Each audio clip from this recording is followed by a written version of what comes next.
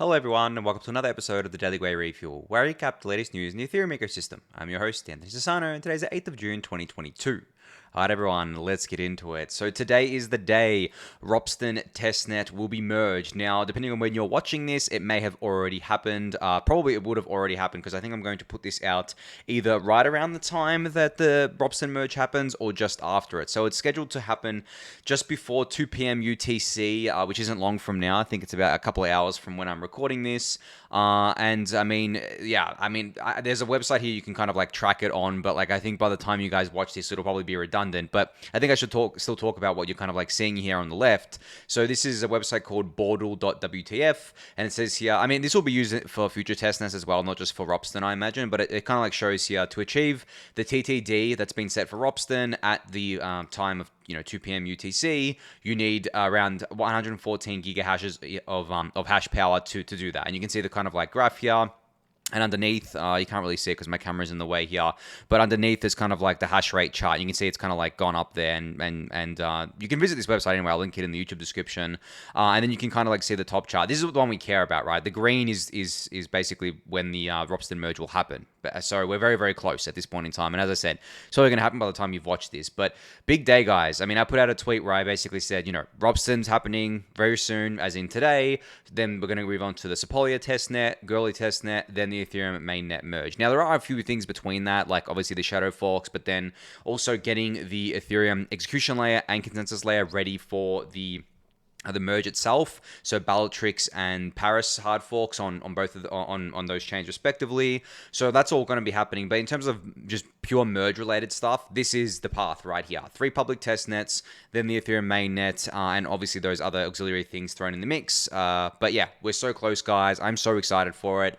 If you are watching this early on, you can definitely join this live stream that's being hosted by ETHStaker here. So if you just go to the ETHStaker YouTube channel, you can kind of jump into this live stream. I'm sure it'll still be going by the time you've watched this. It'll probably be going for a little bit, but you can rewatch it as well. I'm happy to join myself, so I'll definitely, hopefully be on there.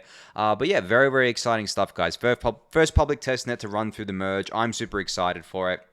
Personally, I think that it's going to go well. I don't think it's going to go perfectly. Like, I don't like to think that it's going to go perfectly. Not that I don't have faith that it will. It's that kind of like, you don't know things are going to go 100% perfect. And thinking in kind of like absolutes is not a good idea, especially in our ecosystem. So for me, I kind of look at this and I'm like, you know what? I'm very, very confident it's going to go well. But given this is the first public testnet, given that there are still minor bugs here and there, nothing kind of like game breaking or anything like that, but minor bugs here and there. We're going to have to see how Ropsten goes. And Ropsten will give us the insight we need in terms of kind of like timelines, or at least more insight than we have right now. I'm still sticking to my kind of like September timeline, just where we are today. But depending on how Ropsten goes, I may adjust that. It may still happen in August, but at this point in time, I'm not gonna say bearish on the August kind of like timeline there, but like I'm not seeing it. Like even late August, maybe it happens on the last day of August to prove me wrong. But I think because of obviously the difficulty bomb stuff, and just general kind of like overhead that adds, early September for me is more likely, but we're going to have to see how the testnet goes. So on tomorrow's refill, I'll obviously be recapping everything Ropsten kind of like merge related there. But yeah, very, very cool that we're finally here. And speaking of the merge, Korpi here put out a really great tweet thread today about how the merge is going to be a substantial change in supply-demand forces that most people underestimate for ETH. Now, I've spoken about this on the refill plenty of times before, but I think Korpi did a great service for kind of like the bull case of the merge by putting together this thread and basically explaining or putting in kind of like different words what Hal Press said on his Bankless interview about how, right now there's multiple millions of daily sell pressure from miners, but then once, the merge happens, we're going to need to find sellers to prevent the price from going up if demand kind of like remains the same. And if demand spikes, obviously we expect the price to go up a lot more. I highly recommend giving this thread a read. It's got a bunch of numbers and a bunch of kind of like different metrics around it attached to it. Very, very good thread. One of my favorites on the bull case for the merge. I just wanted to highlight that for you guys. Definitely go check it out. Especially, it's relevant right now, right? Like the merge is so close. People keep saying when merge, It's taking forever. I don't think they realize just how close we are in terms of being able to see it. Like, I can see mainnet Ethereum merge, like, at this point in time. I couldn't see that just a few months ago. I can see it right now. I can be like, yeah, okay, this, and this needs to happen, then that's going to happen, and it is not very far away. So, patience, guys. Like, I don't think there's any rush here, honestly. I'm not in a rush for the merge to happen. I want it to happen safely, because the worst thing that could happen is that we do the mainnet merge and it doesn't work. That's obviously the worst case scenario. So, we want to get it right the first time. And I think, once we do that, it's obviously going to de-risk a lot for people as well. People think the merge is like super risky, which, don't get me wrong, it's a risky kind of like endeavor, just like any network upgrade. But people think it's like way riskier than what it is. So I think once the merge happens and it goes through successfully, that will kind of lead to a nice de-risking for people. And I think it might lead to some positive ETH kind of like price action finally, but we'll have to see, right? The markets are the market. Nothing's ever priced in, right? I actually truly believe that when it comes to ETH, pretty much most things are never priced in, but that's a discussion for a different day here. I got a bunch of other updates I want to get through. So I spoke about this new crypto policy bill that was introduced yesterday from two kind of like senators in the US. Jake Shavinsky has a really, really great Twitter thread breaking down kind of, what he likes about it, what the next steps are, and kind of like what he doesn't like about it as well. I just wanted to highlight this for you guys to go give it a read because it does a better job of summarizing the whole thing than I did yesterday, I think. Mine was just kind of like off the cuff and it was kind of breaking news when I was covering it. But yeah, this is really great. I think there was some stuff in there around kind of like taxation of staking as well, which was very positive. I think that I'm not sure on the exact wording of it, but it was actually a very positive change for staking and mining and how that will be taxed in the US. And I'm sure other jurisdictions, such as where I am in Australia, is going to follow that and kind of like if this becomes kind of like law, if this actually goes in, because right now it's definitely just like a bill. It may have like a small chance of passing, but the good thing is that it's a bipartisan bill, which means that both kind of like major parties in the US, Republicans and Democrats, they have representatives kind of like involved in this, so it's not just like one party has put this forward. When it's bipartisan, it's obviously much better because then you don't have the typical kind of like party fighting about it. It's like, oh, because it came from party A, we're party B, and we're just going to automatically reject it. Doesn't matter how good it is. So that's what what's really positive about this bill being bipartisan. But it's still a long time before this would go into becoming law or kind of like becoming kind of like binding. I think it has to go through iterations, has to go through kind of like consultations. There's going to be things changed on it, but this is really good. Usually these bills start out like really bad and then things get walked back, but this has started out really, really good. So I'm excited about it, and I'm excited about it because regulations were coming regardless of what you guys think. Yes, we can build decentralized tools to kind of like resist as many as possible, but there is plenty of points where we can't resist, right? Centralized stablecoins, of course, there's no way to resist regulators with that. If you want to be a centralized stablecoin, you basically are going to get regulated to hell. Simple as that. Same with centralized exchanges. Same with docs teams that live in the US of DeFi projects. They're going to be under scrutiny. They're going to come under regulations. But the thing is that our goal, obviously, as an ecosystem, is to build decentralized tools that don't rely or it doesn't matter kind of like about these things. But in terms of like truly decentralized things that can't be shut down, there's not many out there today because things are so early. I've mentioned a few of them before, obviously Uniswap being the flag bearer here, but even still, the Uniswap team is doxed, right? They live in the US. I'm pretty sure they live in New York, right? So when you think of it like that, I mean, New York is one of the most hostile places for crypto in the US, I believe. They've got like this bit license or something like that is really stifling kind of innovation there. So when you kind of like take all that into account, something like this is really awesome. So I definitely recommend giving Jake's thread a read here. I'll link it in the YouTube description. All right, so DB, this account on Twitter that I follow, shared news from PayPal saying, starting today, PayPal supports the native transfer of cryptocurrencies between PayPal and other wallets and exchanges. That's really cool. Basically, it means that if you're using PayPal as a kind of like fiat on-ramp to buy or a fiat on-ramp for crypto, you can now transfer it to your own wallet. So you can transfer ETH to your own wallet and any other tokens on there, just like you would a normal centralized exchange. Now, the reason why I think this is really cool, even though it's something that we're obviously used to, is that there are a lot of people who want to use things that are familiar brands to them. I know Coinbase, obviously in the US, is the biggest kind of like exchange. It has the most brand awareness, but for a lot of people, it's still scary. Whereas it's scary to use. Whereas something like PayPal, they're more used to because everyone's used PayPal, right? Like I'm sure 99% of people that have kind of like done e-commerce have probably used PayPal at one point, kind of like in their lives. And if you're kind of in the US, there's obviously other services and other solutions out there, but I would say most people have used PayPal, so there is a familiarity there, and there's using PayPal for things other than crypto, obviously. Whereas with Coinbase, I mean, you don't use Coinbase for anything except crypto. So for most people haven't used Coinbase. I know they have a lot of US users, but still not nearly as much users as kind of like PayPal has. So more, I guess like that's why I like it when these things happen, is because more people trust this from like a brand awareness perspective, security, safety perspective, and the fact that you can kind of now do the full loop of going, fiat into PayPal, buying some crypto, then withdrawing it out to a wallet is really positive in my eyes. Because at the end of the day, buying and selling crypto on a centralized exchange is all well and good, but we want people to actually use the on-chain products. That's what we're building here. Like the centralized exchange thing is like the tip of the iceberg for crypto. Like if you've seen the iceberg meme before, where you've got the tip and then underneath there is just like this massive kind of like iceberg submerged in the water. The tip is centralized exchanges, and then underneath that is everything else that comes with crypto. So we really need to get people to kind of dive down and check all that stuff out, rather than just staying at the top, because most people just stay at the top. Most people stay on centralized exchanges. They just buy and sell random coins that they hear about on YouTube, and that is just sad.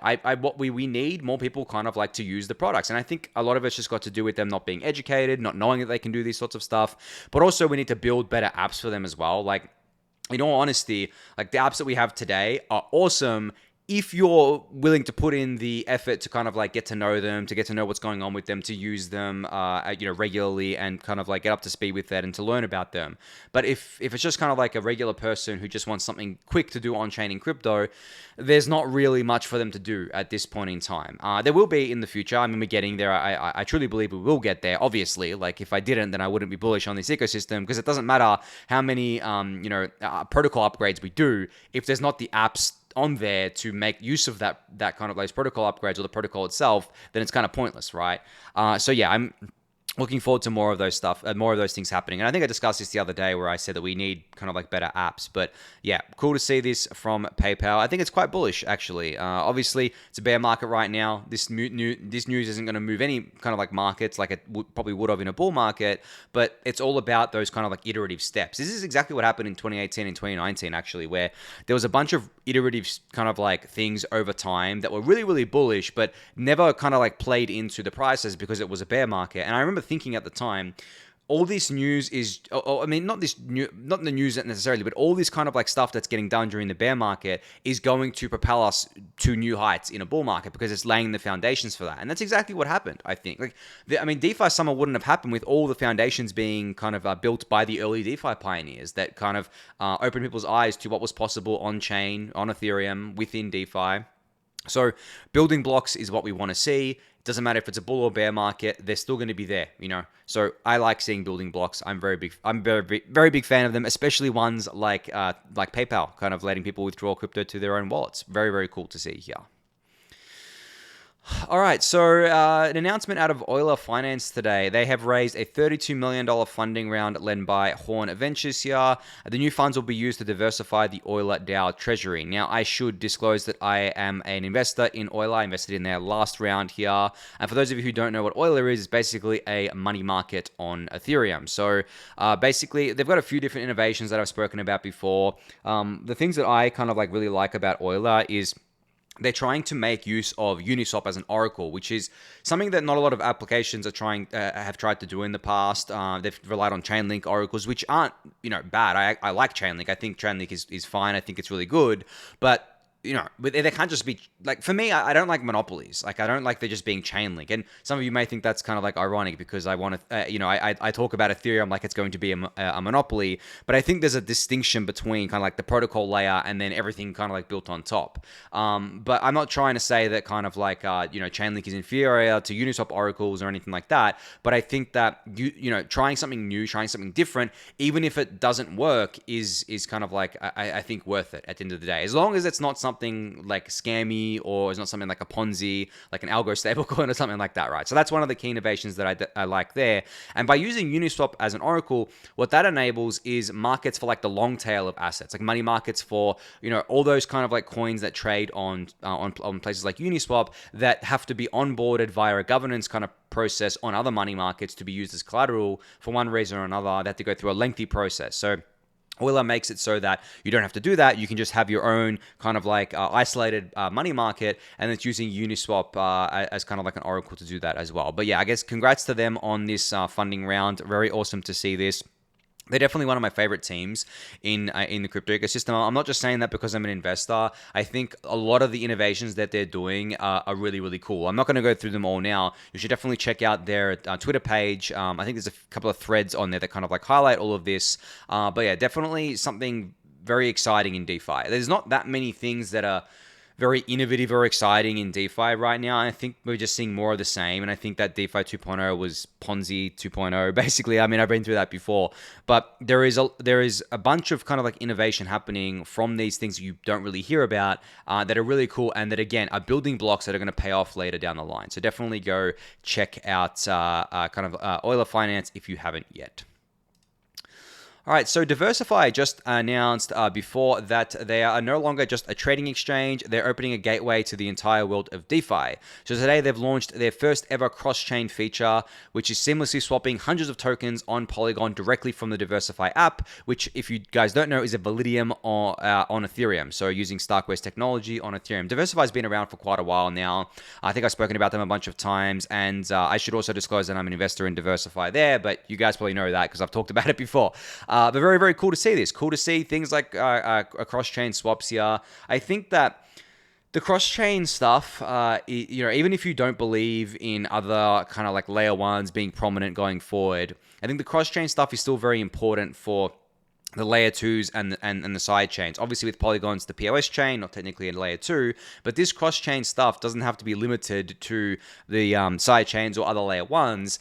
It definitely can be used between layer 2s. And I've explained this before. People often go on about isolated liquidity and isolated users, and if you're on DiversiFi, you can't interact with other ecosystems. Well, now you can, guys. Like, this is the thing. This is only their first kind of integration with Polygon here. I'm sure they're going to integrate with other kind of like ecosystems out there, and that's just going to enable that seamless kind of liquidity flow between these and user flow between these different things. So I don't think long term the liquidity fragmentation and the kind of like isolation of users is something to worry about at all. I don't even think it's something to worry about right now. It's going to be so easy to bridge and swap between chains, and I talk about chains as kind of like layer 2s, right, that you're not even going to notice that you're doing it. And I'm really looking forward to when things like Starkware's DAMM goes live and some other kind of like similar constructions go live that basically allow you to initiate a trade on Optimism, for example, but trade using an Arbitrum liquidity pool on the Arbitrum version of Uniswap, for example. Like, that sort of cross-chain stuff is very, very cool, and I'm very much looking forward to seeing that go live as well. But DiversiFi are definitely leading the charge here, so congrats to them on launching this product today. You can check this out. I'll link it in the YouTube description. All right, so Litocoen posted a tweet thread, I think it was a couple of days ago now. I just came across it just before, where he said, FYI on one of the most efficient ways to fight phishing sites is submitting a PR to Metamask. If they add it to their scam database, this is what a user will see when they go to the website. It takes 1 minute to submit a PR, and let's make Web3 more secure. So if you basically come across a phishing site that is trying to steal your crypto or just crypto in general, as Litocoen says here, you can go to the Metamask kind of GitHub repository, submit a pull request, and basically say, hey, I found a kind of like phishing site here, and it will automatically get put into Metamask Metamask's phishing database, and this will be what users see when they go to that domain if they have Metamask installed here. So very, very cool. Obviously, there's a lot of these things that pop up, and the sad thing is that these scams wouldn't be so prevalent if they didn't work. Like they work, guys. Like, and even the ones, I sometimes get pings on the Discord channel, people getting messaged by like an imposter of myself, right? Those work as well because people just don't really check. Discord has really, really bad tools for kind of like fighting that sorts of stuff. But maybe, and this is a good reminder to tell you guys that I will never ever DM you first, unless I've kind of like interacted with you directly in the Discord channel where you can actually see my role as admin there. But I'll never just cold DM you because I know how prevalent these scams are, and I don't want to kind of like kind of train users to trust that I'm going to DM them. No, that's never going to happen. So just want to put that out there, and that should hold true for basically all of the big kind of like quote unquote influencers in this space. You should always verify, even if they message you first, you should verify that it's them. Check that, check their Twitter account like before kind of like replying to them, make sure it's their actual Twitter account. And then, their Twitter account might have been hacked. So be still cautious around that as well, because it only takes one slip up, guys, because you can't get your crypto back. If you send crypto to one of these scammers or give it your seed phrase or whatever, it's gone, and it's gone forever. You're never getting it back. So it really, really sucks, but that's the reality of it. So definitely you kind of need to protect yourself, but there's a few things you can do to protect yourself against most things, and this is definitely one of them. And MetaMask helps to protect users as well, which is very, very cool to see.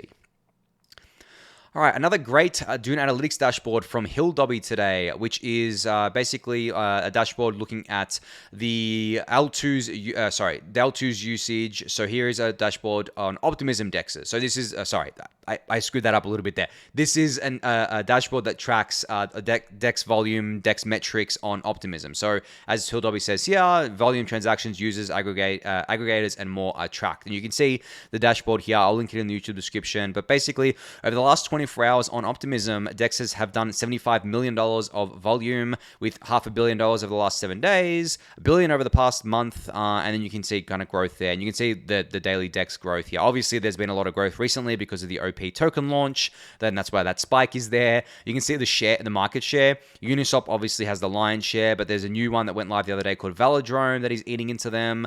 There's also, I think the green one here is Curve, I believe. Yeah, Curve. And then the yellow seems to be Quenta here, which is part of the synthetics ecosystem. And then there's a bunch of kind of like metrics down here as well. So, and if you keep scrolling down, you can see aggregators, all that sorts of stuff there, which is very cool to see. So definitely go check this out. I'll link it in the YouTube description. And just a reminder here, I highlight Hilldobby a fair bit on the Refuel, but he has a bunch of very, very awesome dashboards. Like some of the best dashboards I've seen on Dune Analytics for tracking a variety of things. So you can see here, looks rare versus OpenSea, NFT market overview, ENS airdrop, right?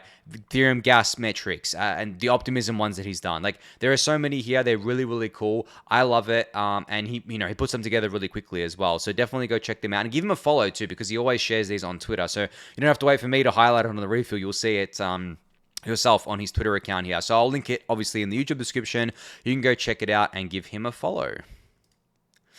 All right, so I just wanted to highlight this thread from Benjamin here, which is basically a thread going over the EVM. So you've probably heard of the Ethereum virtual machine or the EVM. I've spoken about it numerous times.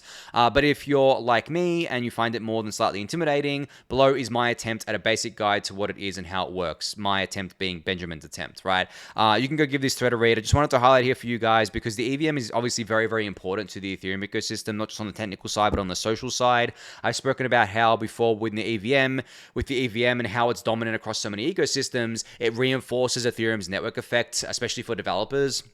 So if you want to learn more about the EVM, how it all works, how it powers Ethereum, why it's so important, why it's so powerful, this is the thread for you. So I'll link this in the YouTube description and you can go check that one out.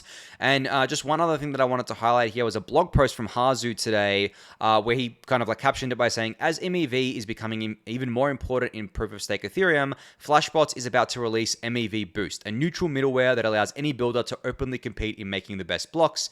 This is great for validators, staking pools, and Ethereum itself. So if you want to learn all about MEV Boost, you can definitely go give this blog post a read. I'll link it in the YouTube description below for you to do so. As I mentioned, I think yesterday or the day before, I was talking about MEV for an MEV boost and solo staking MEV extraction and all that sorts of stuff. This is related to that. So if you want to, obviously learn more about that, you should read this. But I think as time goes on, MEV becomes, more and more, I guess, like prominent in the ecosystem. It's more and more a topic of discussion. But I think there's also a bit of FUD around MEV. People sometimes framing it as if like, if Ethereum doesn't solve MEV soon, then Ethereum is going to die. No, it's not like that, guys. I think that even if we don't quote unquote solve MEV, which I don't think so solving MEV is not the right way to think about it. The way I think about MEV generally is that there are negative externalities that eventuate from MEV, and some of the most negative externalities include things like time bandit attacks and just reorgs in general, and extracting a lot of value from users, such as sandwich attacks. So the goal is to basically minimize that MEV as much as possible in a democratic, neutral way, so that users don't suffer as many negative externalities, but also the extraction of that MEV is not just concentrated in a handful of entities, it is spread out across the network. And that's what all these tools are trying to do. In the long run, we want to try and eliminate as much MEV as possible, but I don't think we're going to ever be able to eliminate 100% of it. There is actually MEV that is needed in the ecosystem, such as arbitraging between different liquidity pools. Like, you don't want to get rid of that, because if you did in some way, I don't know how you would do it, but if you did in some way, you would basically be getting rid of arbitrage, which keeps markets in check, and it would be chaos basically. So so we definitely just want to focus on the negative externalities, as I mentioned, right? But yeah, if you want to learn more about this, definitely give this blog post from Hasu a read here. I'll link it in the YouTube description. All right, so just wanted to give a quick shout out here to Obol Network. They are hiring for a bunch of different roles here across engineering, community leads, integrations, protocol architects, product leads, and all that sorts of stuff here. You can see right here all the roles on my screen.